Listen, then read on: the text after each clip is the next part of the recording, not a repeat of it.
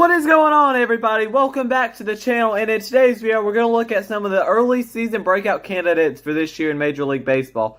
And breakout candidates, we tend to over-exaggerate the breakout players of the MLB season. We tend to make assumptions that some of the best players in baseball are not the same anymore.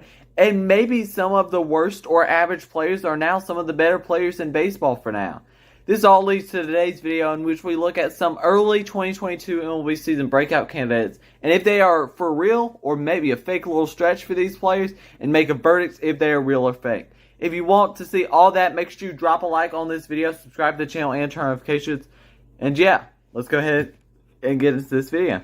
The first early breakout candidate I have for the 2022 MLB season is Owen Miller of the Cleveland Guardians. The Cleveland Guardians offense as a whole has been quite the surprise so far this season. The Cleveland offense currently ranks second in all of Major League Baseball with an overall team batting average of a .283 batting average and an .827 OPS as a team. One player, though, that has been quite the surprise is Owen Miller of the Cleveland Guardians. Miller is a 25-year-old and a third-round pick back in 2018 by the San Diego Padres, and has so far proven to be a really good hitter this season, posting a .500 batting average with 2 home runs and 7 runs batted in. He did perform too well in 2021 with just a .204 batting average and 4 home runs and 18 runs batted in.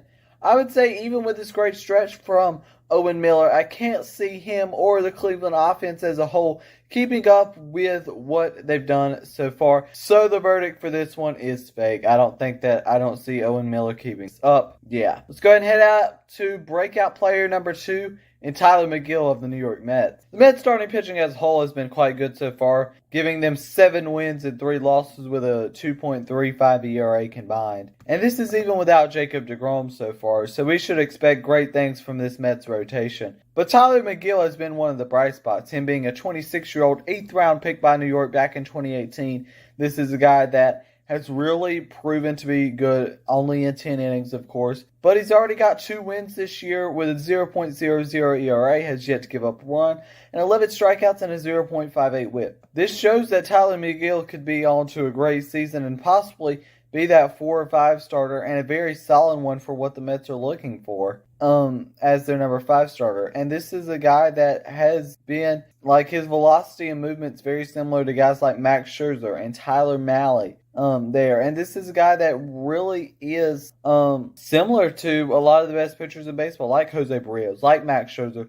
This guy, Tyler McGill, that I do think has signs and can show that he's going to keep this up. But I think that Tyler McGill is for real, and I think that he really is going to be a breakout candidate this year. Next up, my number 3 breakout player, of course, is Stephen Kahn of the Cleveland Guardians. Of course, the Guardians' offense has been quite the surprise so far, but Stephen Kahn has been possibly the best early breakout candidate that we've had this year. And Kahn obviously has slowed down a little bit from that amazing start that he had, posting over an .800 batting average for the first week of the season. But Kahn was a 5th round pick back in 2018 by the Cleveland Guardians, and honestly had a pretty good minor league career before getting called up to the major leagues, posting in the minor leagues 15 home runs, 88 RBIs, and a .301 batting average through the minors. In 2022, he's so far had 0 home runs, 5 RBIs, and a .385 batting average, 541 on base percentage, and a 1 over 1,000 OPS. So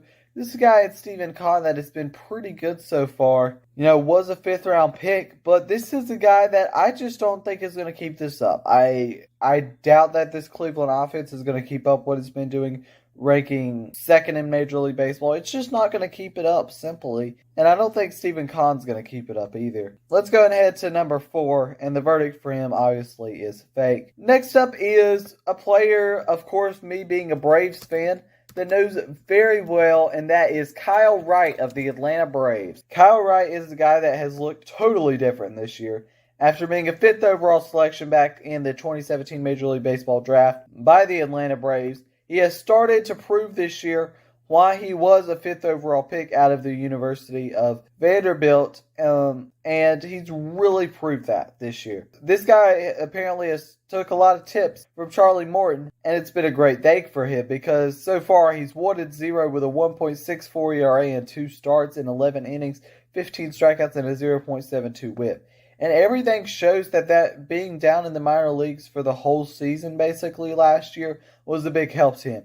It kind of got him straight, and he's looking like a much better pitcher this year and proving why he was that number 5 overall pick. And he's going to be the 4 or right now and the 5 starter for the Braves, and a very solid one is what it looks like. And I definitely can see this keep happening for Kyle Wright. For real is what I think he is. I think he is for real, and I think that he's going to keep this up. Next up at number 5 is Seiya Suzuki. Suzuki was signed to a rather big contract this offseason by the Chicago Cubs, and we're starting to see why, because Suzuki has posted a really good year so far with Chicago. Suzuki was a Japanese phenom coming over to the major leagues this offseason, and Suzuki has lived up to all the hype that he has had coming into the major leagues, and he ended up getting a 5-year, $85 million contract from the Chicago Cubs this offseason.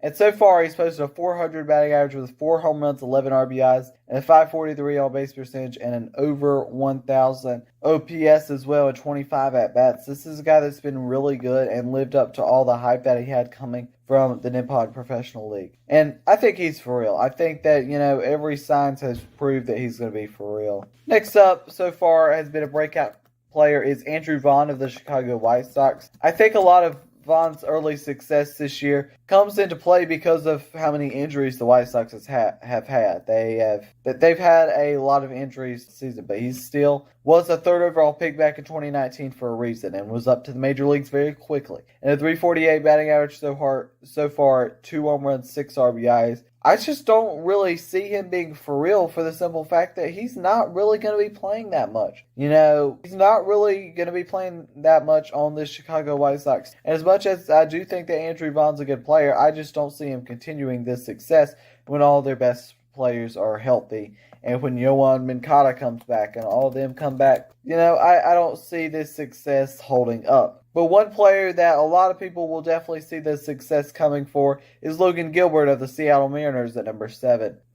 Gilbert was a first-round pick back in 2018 by the Seattle Mariners and has had a lot of hype coming into the major leagues. And last year didn't perform the absolute greatest. 6-5 with a 4.68 ERA in 24 starts, but he was just getting accommodated to the major leagues. And now he seems to be a lot better because he so far has had a 0.90 ERA, 1 win, 0 loss in 2 games started and 10 innings pitched. This is a guy that's been pretty solid so far, and with all the hype coming up, I think that Logan Gilbert for sure is for real. Next up is Justin Steele of the Chicago Cubs, another player. The Cubs have been a really good team so far this year. They're looking pretty solid, and Justin Steele has been a decent part of that in the rotation, where he's posted a 1-0 record with a 1.93 ERA in 2 games started and 9.1 innings, 9 strikeouts. This guy, Justin Steele, that did have a lot of hype, but that hype's kind of went down.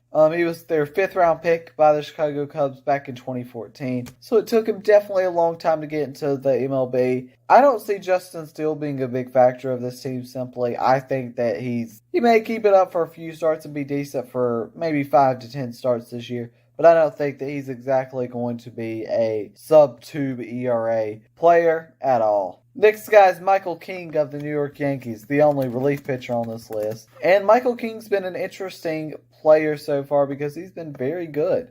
And overall, possibly the best reliever in baseball so far. He was the Marlins' 12th round pick back in 2016 and so far has posted a 1-0 record with a 1.17 ERA.